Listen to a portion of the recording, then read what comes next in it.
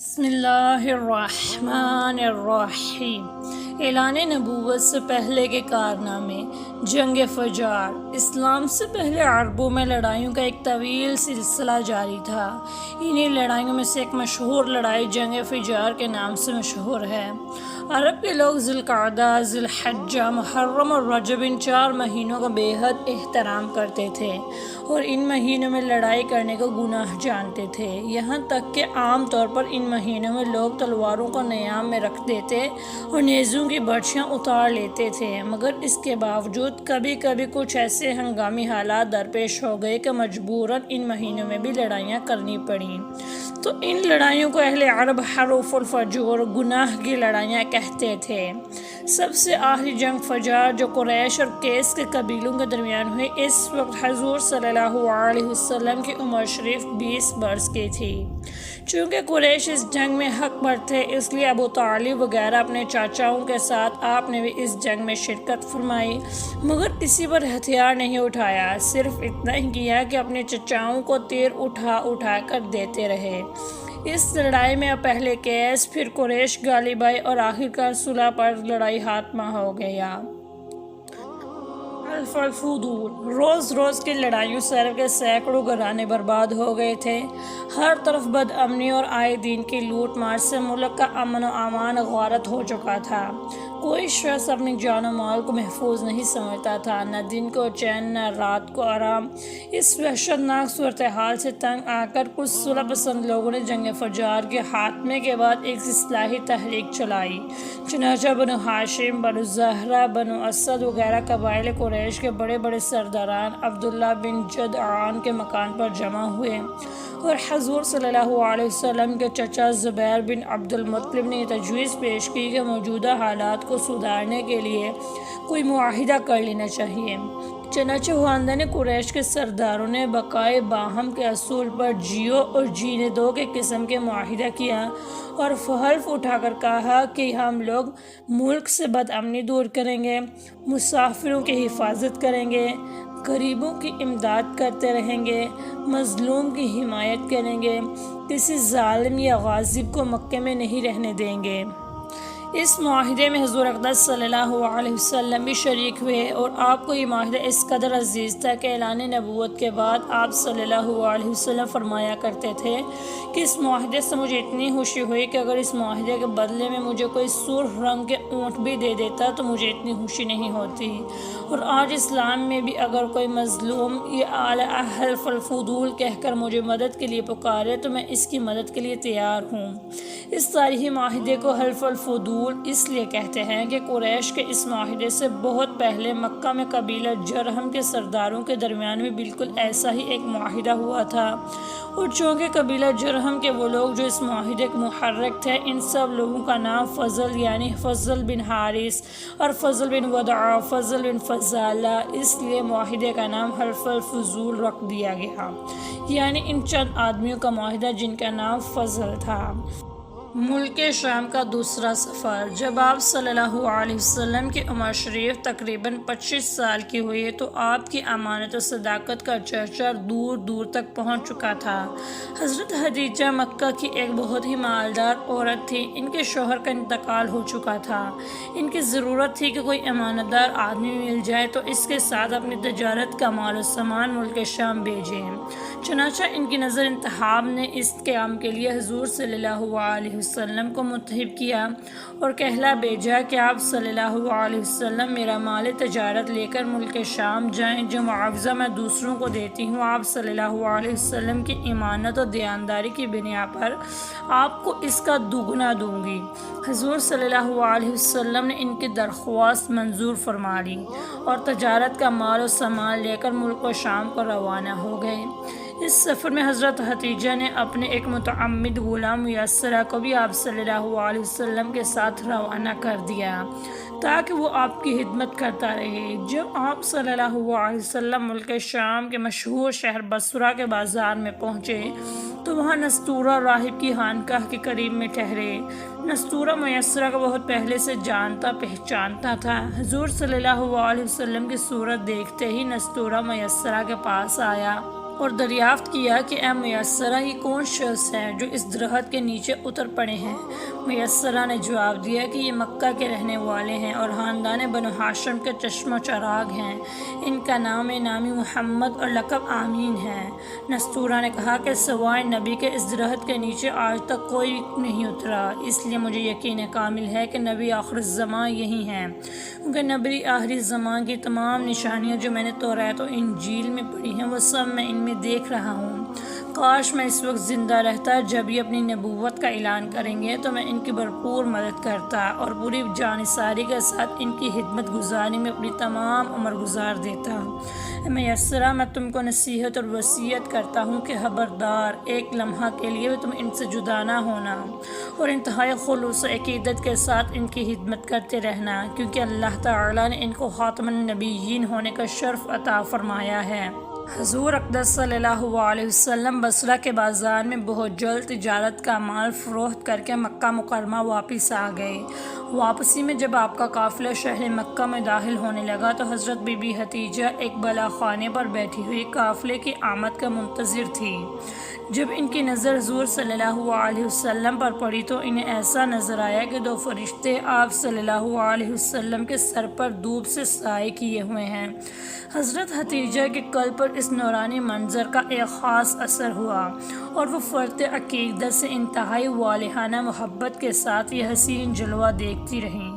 پھر اپنے غلام میسرہ سے انہوں نے کئی دن کے بعد اس کا ذکر کیا تو میسرہ نے بتایا کہ میں تو پورے سفر میں یہی منظر دیکھتا رہا ہوں اور اس کے علاوہ میں نے بہت سی عجیب و غریب باتوں کا مشاہدہ کیا ہے۔ پھر میسرہ نے نستورہ راہب کی گفتگو اور اس کی عقیدت و محبت کا تذکرہ بھی کیا۔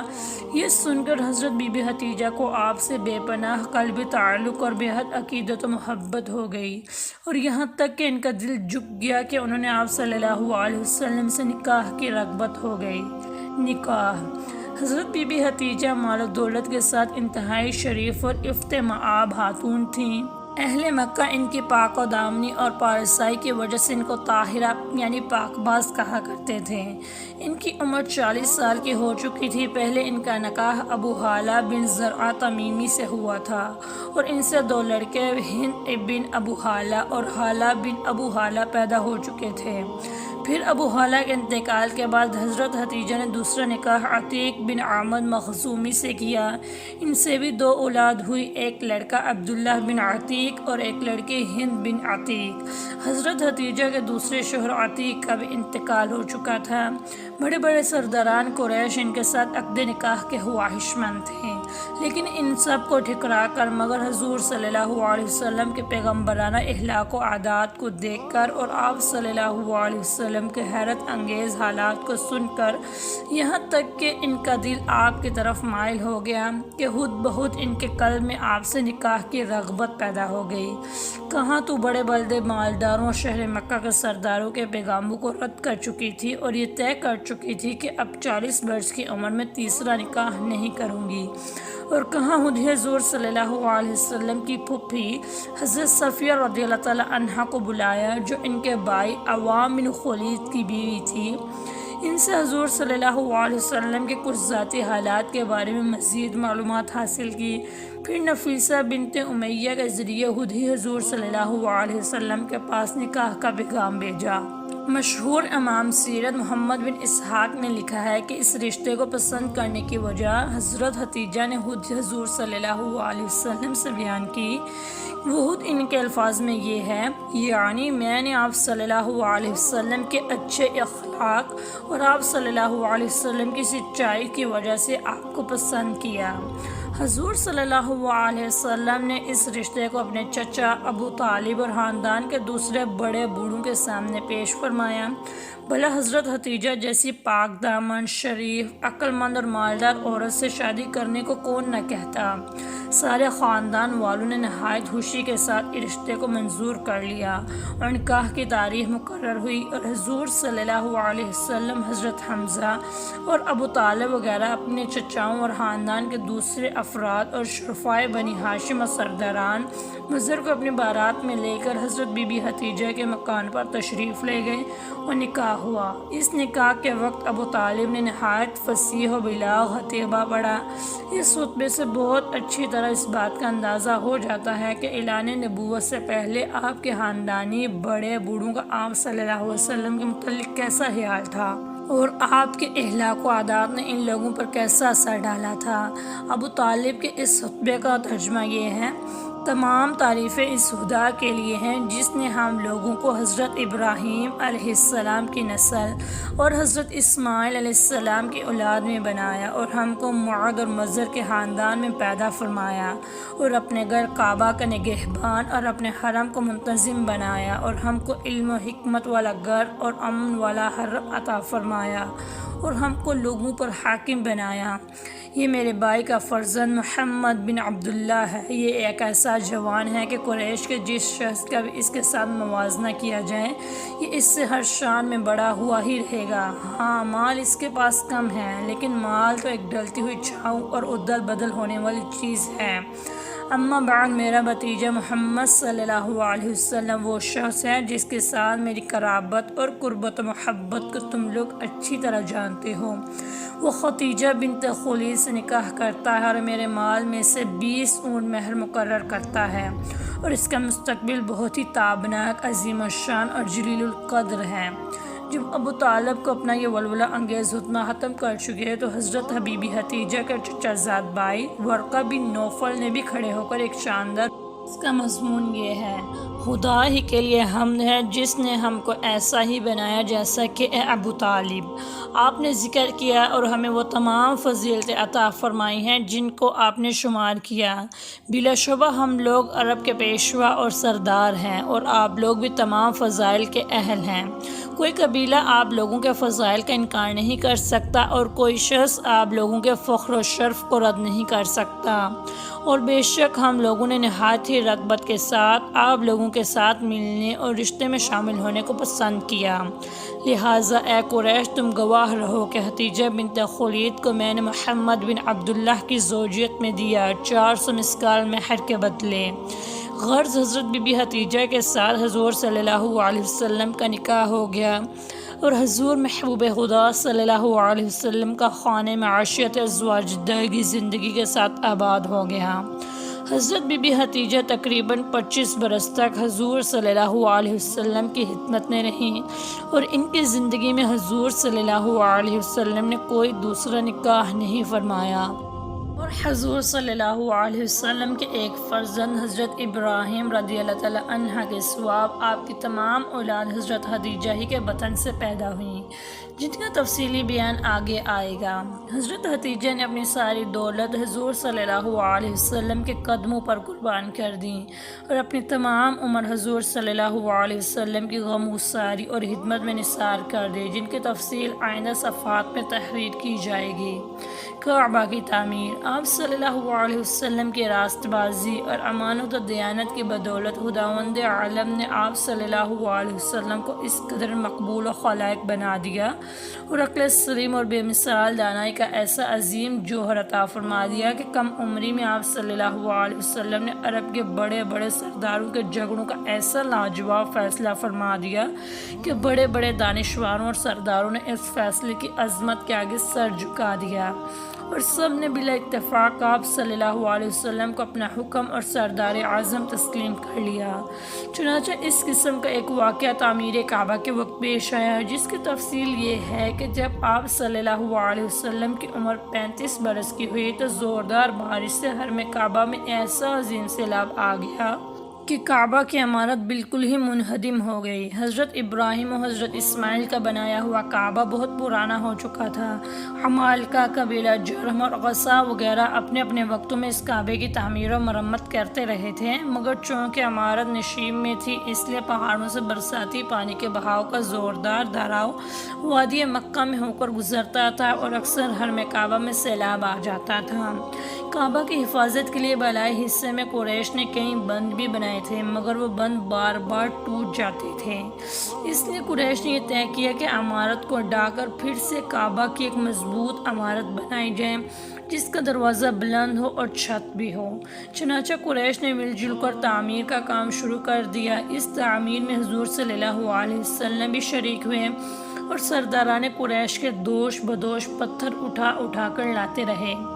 مختلف قبیلوں نے تعمیر کے لیے مختلف حصے آپس میں تقسیم کر لیے۔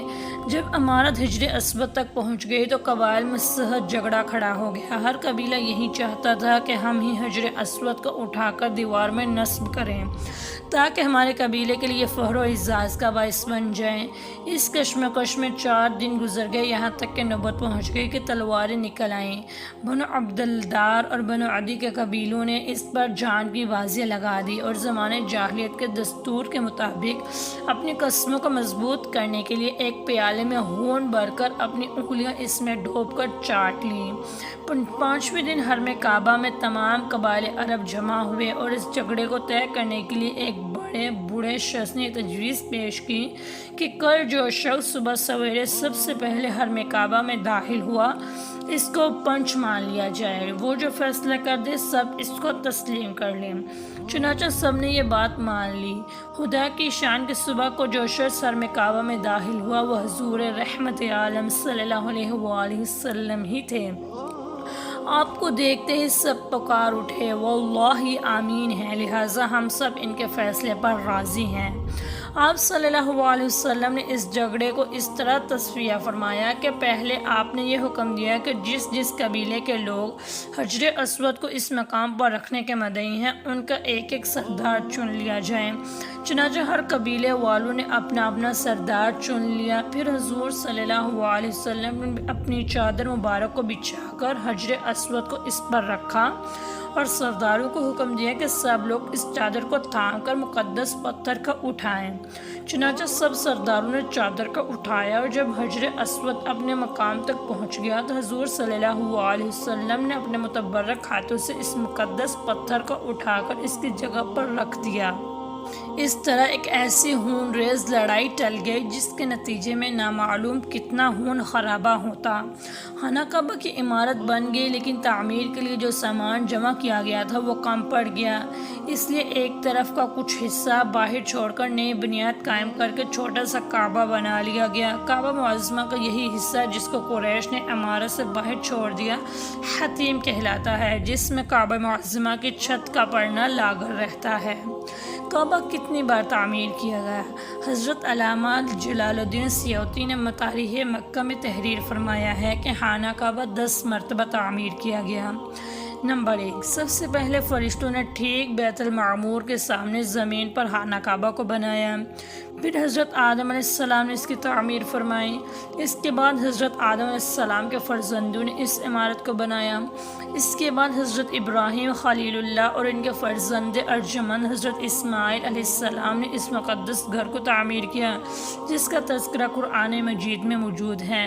قوم عمالقہ کی عمارت، اس کے بعد قبیلہ جرہم نے اس عمارت بنائی۔ قریش کے مورث اعلیٰ قصہ بن کلاب کی تعمیر، قریش کی تعمیر جس میں خود حضور صلی اللہ علیہ وسلم نے بھی شرکت فرمائی اور قریش کے ساتھ خود بھی اپنے دوش مبارک پتھر اٹھا اٹھا کر لاتے رہے۔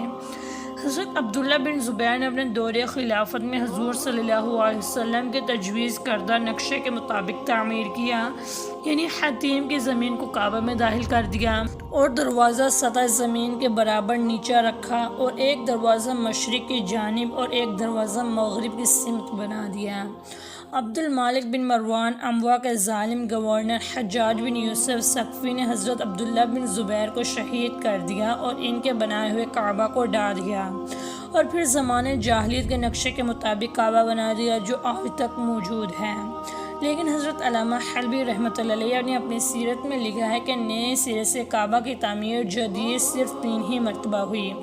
حضرت ابراہیم خلیل اللہ کی تعمیر زمانے جاہلیت میں قریش کی عمارت، اور ان دونوں تعمیر میں 2735 برس کا فاصلہ ہے۔ حضرت عبداللہ بن زبیر کی تعمیر جو قریش کی تعمیر کے 82 سال بعد ہوئی۔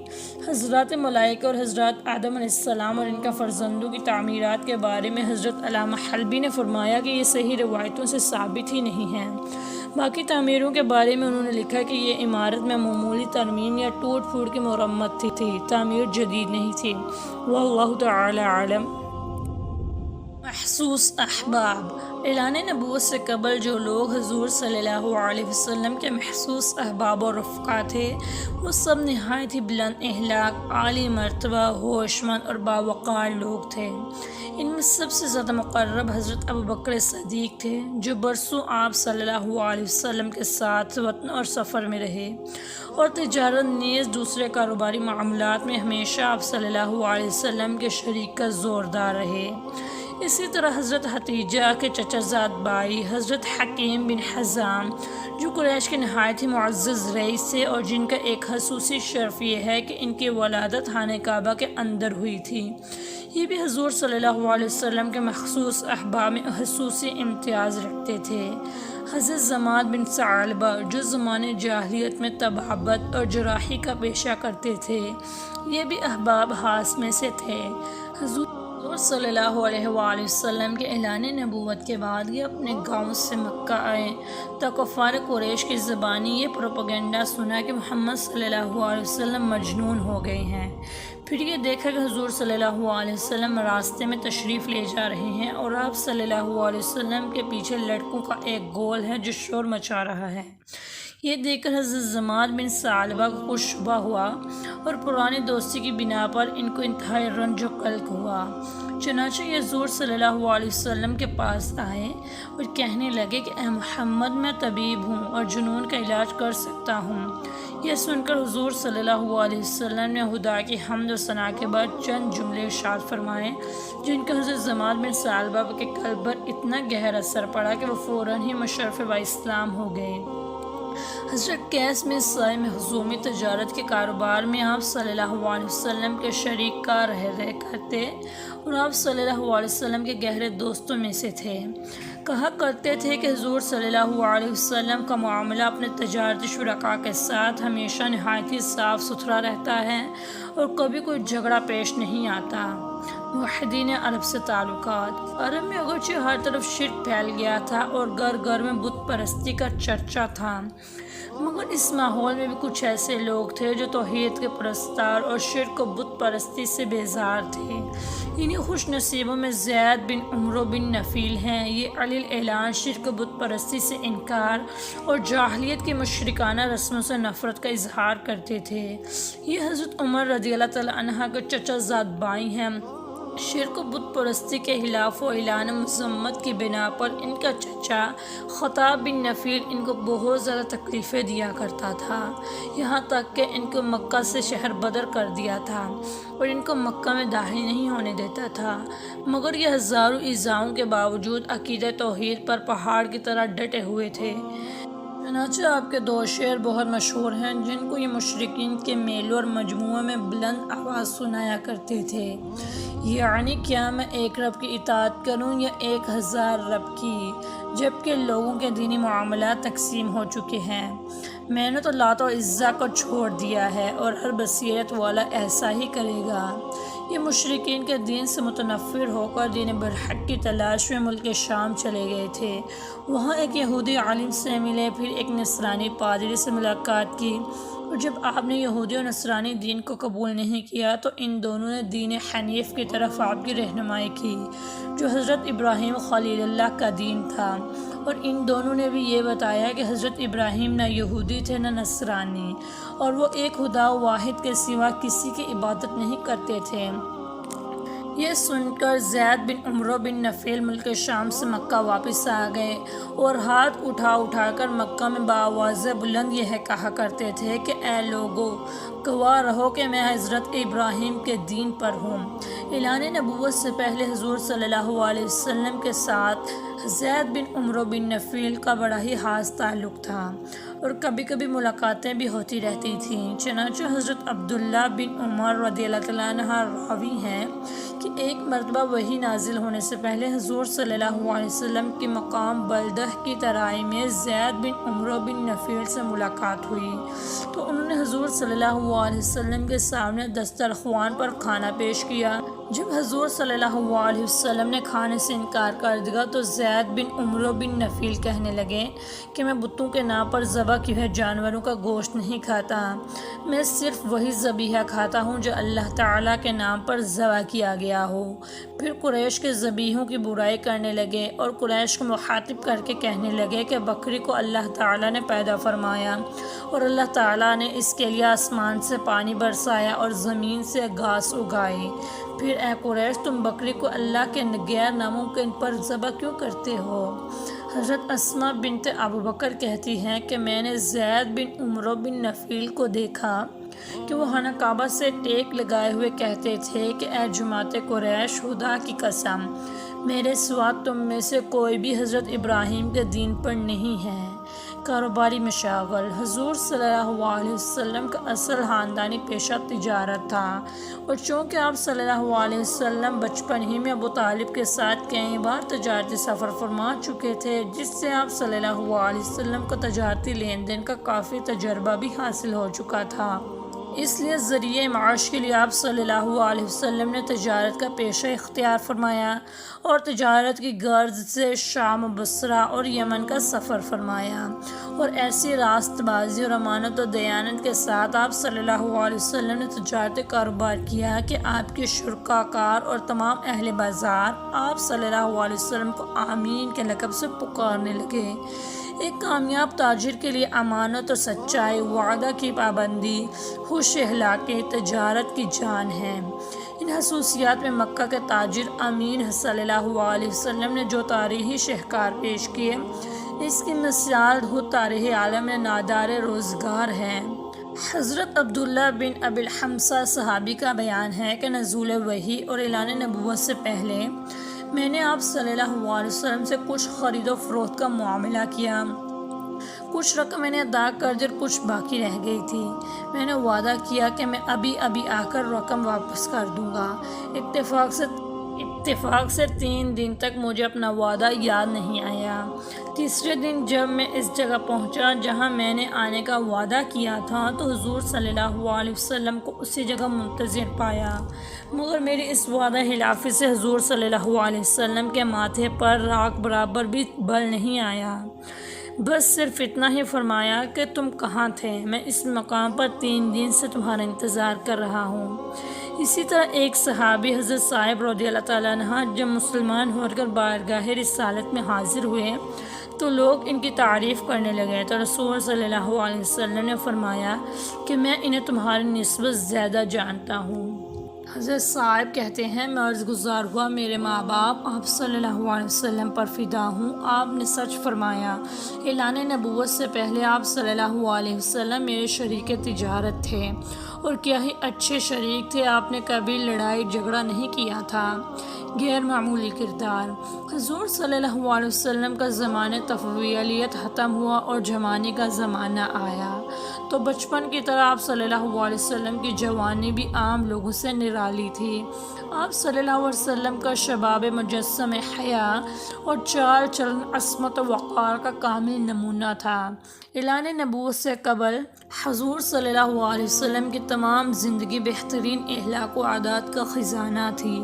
سچائی، دیانتداری، وفاداری، عہد کی پابندی، بزرگوں کی عظمت، چھوٹوں پر شفقت، رشتہ داروں سے محبت، رحمت و سخاوت، قوم کی خدمت، دوستوں سے ہمدردی، عزیزوں کی غمخواری، غریبوں اور مفلسوں کی خبرگیری، دشمنوں کے ساتھ نیک برتاؤ، مخلوق خدا کی خیر خواہی، غرض تمام نیک خصلتوں اور اچھی اچھی باتوں میں آپ صلی اللہ علیہ وسلم اتنی بلند منزل پر پہنچے ہوئے تھے کہ دنیا کے بڑے سے بڑے انسانوں کے لیے وہاں تک رسائی تو کیا اس کا تصور بھی ممکن نہیں۔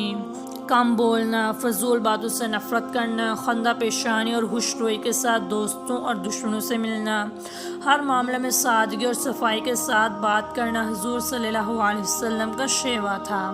حرص، طمع، دغا، فریب، جھوٹ، شراب، ہوری، بدکاری، ناچ گانا، لوٹ مار، چوری، فحش گوئی، عشق بازی، یہ تمام بری عادتیں اور مذموم خصلتیں جو زمانے جاہلیت میں گویا ہر بچے کے خمیر میں ہوتی تھی، حضور صلی اللہ علیہ وسلم کی ذات گرامی ان تمام عیوب و نقائص سے پاک صاف رہی۔ آپ صلی اللہ علیہ وسلم کی راست بازی اور امانت و دیانت کا پورے عرب میں شہرہ تھا، اور مکے کے ہر چھوٹے بڑوں کے دل میں آپ صلی اللہ علیہ وسلم کے برگزیدہ اخلاق کا اعتبار اور سب کی نظر میں آپ صلی اللہ علیہ وسلم کا ایک خاص وقار تھا۔ بچپن سے تقریباً 40 برس کی عمر شریف ہو گئی تھی، لیکن زمانے جاہلیت کے ماحول میں رہنے کے باوجود تمام مشرکانہ رسوم اور جاہلانہ اعتبار سے ہمیشہ آپ صلی اللہ علیہ وسلم کا دامن و عصمت پاک ہی رہا۔ مکہ شرک و بت پرستی کا سب سے بڑا مرکز تھا۔ خود خانہ کعبہ میں 360 بتوں کی پوجا ہوتی تھی۔ آپ صلی اللہ علیہ وسلم کے خاندان والے ہی کعبہ کے متولی اور سجادہ نشین تھے، لیکن اس کے باوجود آپ صلی اللہ علیہ وسلم نے کبھی بھی بتوں کے آگے سر نہیں جھکایا۔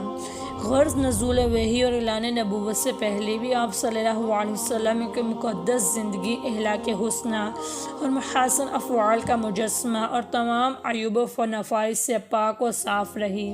چنانچہ اعلان نبوت کے بعد آپ صلی اللہ علیہ وسلم کے دشمنوں نے انتہائی کوشش کی کہ کوئی ادنا سا عیب یا ذرا سی خلاف تہذیب کوئی بات آپ صلی اللہ علیہ وسلم کی زندگی کے کسی دور میں بھی مل جائے تو اس کو اچھال کر آپ صلی اللہ علیہ وسلم کے وقار پر حملہ کر کے لوگوں کی نگاہوں میں آپ کو ذلیل و خوار کر دیں، مگر تاریخ گواہ ہے کہ یہ ہزاروں دشمن سوچتے سوچتے تھک گئے، لیکن کوئی ایک واقعہ بھی نہ مل سکا جس سے وہ آپ صلی اللہ علیہ وسلم پر انگشت نمائی کر سکیں۔ لہٰذا ہر انسان اس حقیقت کے اعتراف پر مجبور ہے کہ بلا شبہ حضور صلی اللہ علیہ وسلم کا کردار انسانیت کا ایک ایسا محر العقول اور غیر معمولی کردار ہے جو نبی صلی اللہ علیہ وسلم کے سوا کسی دوسرے کے لیے ممکن ہی نہیں۔ یہی وجہ ہے کہ اعلان نبوت کے بعد سعید روحیں آپ صلی اللہ علیہ وسلم کا کلمہ پڑھ کر تن من دن کے ساتھ اس طرح صلی اللہ علیہ وسلم پر قربان ہونے لگیں کہ ان جانثاریوں کو دیکھ کر شمع کے پروانوں نے جانثاری کا سبق سیکھا، اور حقیقت شناس لوگ فرط عقیدت سے آپ صلی اللہ علیہ وسلم کے حسن صداقت پر اپنی عقلوں کو قربان کر کے آپ صلی اللہ علیہ وسلم کے بتائے ہوئے اسلامی راستے پر عاشقانہ اداؤں کے ساتھ زبان حال سے یہ کہتے ہوئے چل پڑے۔ اگر آپ کو ہماری ویڈیو پسند آئی ہو تو ویڈیو کو لائک کریں، شیئر کریں اور سبسکرائب کریں، اور ساتھ دیے گئے بیل آئیکن کو بھی دبا دیں تاکہ آپ کو ہماری ویڈیو کا نوٹیفیکیشن ملتا رہے۔